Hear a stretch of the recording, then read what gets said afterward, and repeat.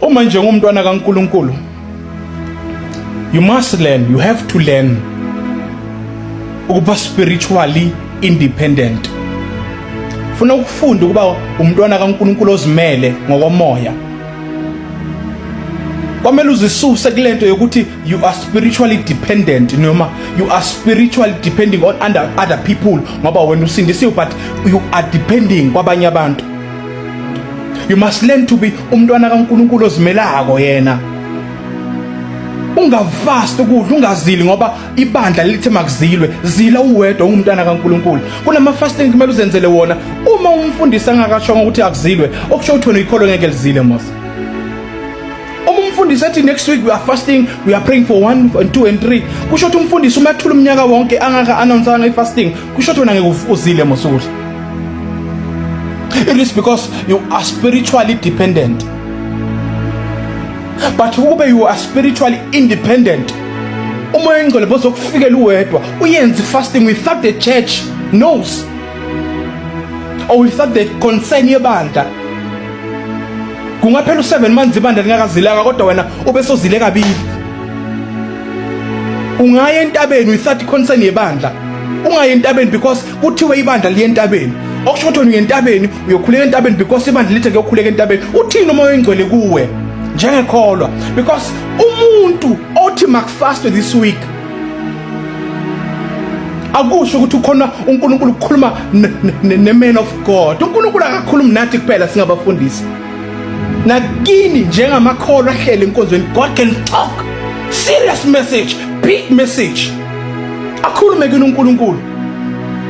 God can talk nawe njengekholwa athi uNkulunkulu hamba esibhedlela ukhuleka. Akhulume nawe engakakhulumanga nami umfundisi.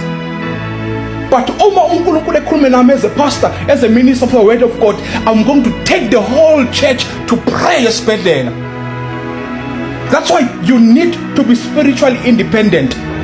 Learn to stand for yourself as a kholwa.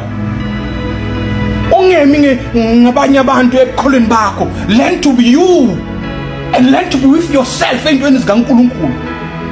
Ube ikholwa independent. Ube ikholwa lapha nalapha, lapha nalapha, lapha nalapha, lapha nalapha, but Sunday le enkonzweni. Because you are spiritually independent. Into zakho zikamoya eyakho lento has got nothing to do nebandla. Eyakho lento uNkulunkulu spoke to you one on one. Angibuze namakholwa.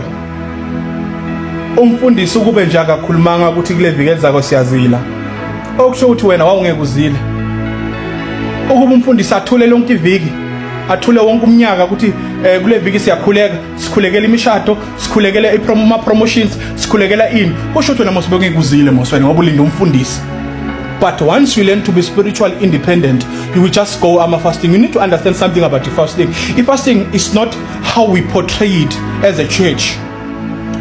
If fasting is not how we portray it as a church. You can do fasting for 4 hours, 5 hours, 8 hours. Akumele uzilambise just to try to prove a point. Because most powerful fasting enzwa ngabantu abangaziwa ukuthi bafastile bakufasting. Those people who are privately fasting, those fasting ones are so dangerous and powerful. Because we want people to know ukuthi we have fasted. Sizilile. We are broadcasting our fasting wethu. Let's just surprise the devil. Usathana akubone, just surprise the devil. Nani nge fasting akubone nje usathana ungena nje. Yesise si empty.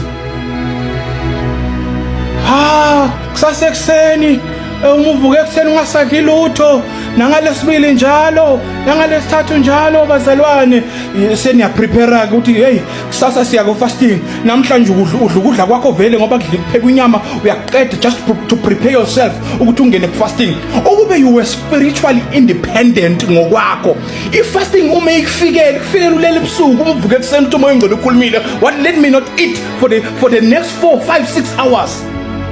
If you breakfast idla ngo9 or 10, athi umoya engcwele breakfast idla ngo1 namhlanje. And it's called fasting. If fasting is not the number or the duration of the time when you were able to fast, because once you believe what you have fasted 2 weeks, 3 weeks, 5 weeks, you believe what is a powerful fasting because you fasted a long duration. No. If fasting fasting is not determined by the duration of a time when you fasted. Why you fasted? We are fasting because at church we are fasting.